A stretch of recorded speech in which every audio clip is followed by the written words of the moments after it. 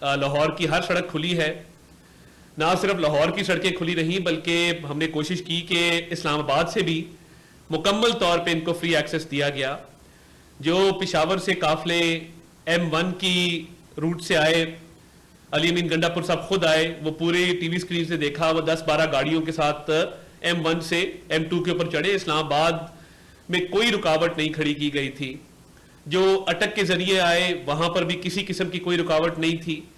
تو یہ پورے پاکستان سے لوگ انہوں نے اکٹھے کیے. جو KPK کے قافلے یہ 2 روٹ سے آئے ہیں M1 کے ذریعے، بالکل کھلا روٹ تھا، فری ایکسس تھا. جو اٹک کے ذریعے آئے ہیں بالکل کھلا روٹ تھا، فری ایکسس تھا. میاں والی سے آئے ہیں وہاں سے بھی کوئی کسی قسم کی رکاوٹ نہیں تھی. اتنی تیاری کے ساتھ اتنے ٹائم کے بعد پورا زور لگا کے پورے پاکستان سے چند لوگ اکٹھے کر سکے. آپ اگر جلسہ گاہ کے مناظر دیکھیں، ایریل ویو دیکھیں، تو آپ کو پتہ لگ جائے گا کہ یہ تو ایک ناکام ترین جلسہ تھا. جس طرح یہ اسلام آباد کے جلسے میں ناکام رہے، یہاں پر بھی یہ خاطر خواہ لوگ نہیں اکٹھے کر سکے اور عوام نے ان کے جلسے کو مسترد کیا. کیونکہ دیکھیے مہنگائی 9.6% سنگل ڈیجٹ پہ آ چکی ہے. ان کے اپنے لوگ مانتے ہیں کہ مہنگائی رک گئی ہے، اور ان کے دور میں جو ہے وہ ڈبل ڈیجٹس میں گئی تھی. میاں نواز شریف کے دور میں 2018 میں 4% تھی، ان کے دور میں ڈبل ڈیجٹس پہ گئی. تو بھئی آپ کا احتجاج کس بات کا ہے؟ میں بتاؤں گا کس بات کا احتجاج ہے. سڑکیں خالی ہیں، روٹ کھلے ہیں. ہم نے تو مکمل طور پہ فری ہینڈ دیا کہ آپ آئیں، جلسہ کریں، جلسہ گاہ فراہم کی، سیکیورٹی فراہم کی. مگر اس کے باوجود بہت ناکام رہے ہیں. کسی صورت بھی پورے پاکستان میں اپنے لوگوں کو گیلونائز کرنے کی کوشش کی، موبلائز کرنے کی کوشش کی، مگر لوگ اکٹھے نہیں کر سکے. تو دیکھیے مہنگائی جو کم ہوئی ہے، آپ کے جو دنیا بھر کے بڑے ادارے ہیں، مالیاتی ادارے، وہ یہ کہہ رہے ہیں کہ پاکستان کی معیشت ٹیک آف کر رہی ہے. آج بلومبرگ نے ایک آرٹیکل دیا کہ پاکستان کی جو سٹاک مارکیٹ ہے وہ ایشیا کی ایمرجنگ مارکیٹس میں سے بہترین مارکیٹس میں سے ہے. سٹاک ایکسچینج میں جو تیزی دیکھی گئی ہے، فچ کی ریٹنگز امپروو ہوئی ہیں، موڈیز کی ریٹنگز امپروو ہوئی ہیں.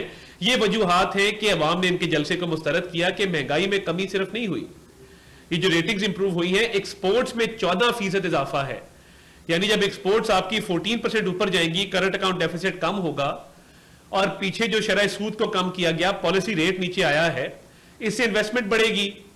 تو یہ بیسیکلی خوف زدہ ہیں اور یہ چاہتے ہیں کہ یہ پاکستان ترقی نہ کرے. IMF کے خط کیوں لکھے گئے تھے؟ ملک کو ڈیفالٹ کرنے کی دعائیں کیوں کی گئی تھیں؟ باہر IMF کے باہر احتجاج کیوں کیا گیا تھا؟ تو یہ جو IMF کو خطوط لکھنے کا سلسلہ تھا، ملک کو ڈیفالٹ کرانے کی کوشش تھی، یہ چاہتے تھے کہ یہ اکانومی ترقی نہ کرے. ان کے دور میں یہ تنزلی کی طرف گئی تھی. تو ان کی تو ہمیشہ خواہش رہی ہے کہ اس ملک میں تباہی بربادی پھیلائی جائے، انارکی پھیلائی جائے. تو یہ اس ترقی کے سفر کو روکنا چاہتے ہیں. اور آج کے جلسے کا اور پچھلے جلسے کا اور ان کی تمام پریس کانفرنسز کا ایک ہی مقصد ہے، جو یہ پریس کانفرنسز میں بھی کہتے ہیں کہ ہمارے لیڈر کو رہا کریں. جو NRO لینے کی کوشش کی جا رہی ہے، اس طرح تو NRO نہیں ملے گا آپ کو. جو کیسز ان کا سامنا بھی کرنا پڑے گا، ان کو بھگتنا بھی پڑے گا، ان کا جواب بھی دینا ہوگا، قانونی طور پہ اس کو دیکھنا ہوگا. اس کے آپ کے خلاف irrefutable ایویڈنس موجود ہے، 9 مئی کے معاملات ہیں. تو یہ جو NRO لینے کی کوشش ہے، آپ بتا دیں آپ کے جلسے کا مقصد کیا ہے، بیانیہ بتا دیں. چلیں ایک لائن میں بتا دیں کہ جی ہمارے جو ہم یہ جلسہ کرنے گئے ہیں اس کا بیانیہ یہ ہے. تو یہ جو ناکامی ہے یہ ان کی کھل کے سامنے آ چکی ہے. ان کے جلسے میں نہ لوگ آ رہے ہیں، اور ہم دیکھ رہے ہیں کہ باقاعدہ جو انہوں نے اپنے ضلعوں میں ٹرانسپورٹ دی، وہ بھی کئی ہم نے دیکھا ہے کہ وہ خالی جلسہ گاہ میں پہنچی ہے. تو یہ لوگوں کو ڈھو کے لایا جا رہا ہے کہ وہ جلسے میں شرکت کریں. اور اگر ڈرون شاٹ آپ جلسے کا دکھائیں، جو کہ معمول ہوتا ہے، ہم بھی اپنے جلسوں کا ڈرون شاٹ دور سے زوم آؤٹ کر کے دکھاتے ہیں، تو انہیں میں کہتا ہوں آپ ڈرون شاٹ دکھا دیں کہ کتنے لوگ جلسہ گاہ میں موجود ہیں.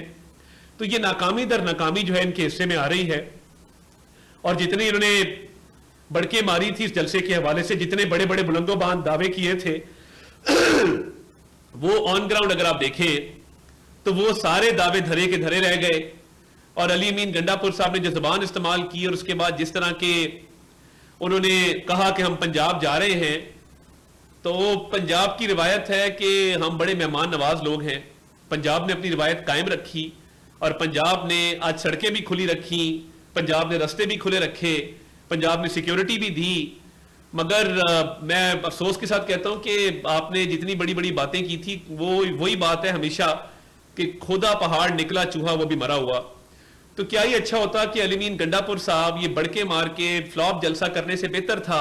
2 दफा आपको नाकामी हो चुकी है, आपको इजाजत भी दी जाती है, सिक्योरिटी भी दी जाती है, जलसा का भी दिया जाता है, तमाम तरह आपको फैसिलिटीज भी दी जाती हैं, फैसिलिटेट भी किया जाता है, ना कुर्सियां रोकी गई, ना साउंड सिस्टम रोका गया, ना कंटेनर लगाने से मना किया गया। मगर आज एक और मैं मजम्मत करना चाहता हूं, लतीफ खोसा साहब ने चीफ जस्टिस को ओए करके पुकारा और गलत जबान इस्तेमाल की और कहा कि मैं तुझे नहीं मानता और इस तरह की बातें की। तो देखिए आप इस हद तक ना जाएं। इदारों के खिलाफ जो आप अदलिया के खिलाफ भी एक महाजराई आपने शुरू की हुई है, पहले भी आप इनके खिलाफ एक रेफरेंस दायर कर चुके थे, आपको नाकामी का सामना करना पड़ा। ये तू तड़ा वाली लैंग्वेज चीफ जस्टिस के बारे में एक सीनियर वकील कहे ये जेब नहीं देता। मैं तो मेरा खानदान आपको 1960 से जान, तो बहुत सारी बातें मैं करना नहीं चाहता। अगर कोई आपको कॉम्प्लेक्स है, ये सरदार लफ्ज जो आपके नाम के साथ लगा है कि किसी ने कह दिया कि आप सरदार नहीं हैं, तो वो हर ट्राइब का एक अपना सिस्टम है सरदार को नॉमिनेट करने का, सरदार को सिलेक्ट करने का।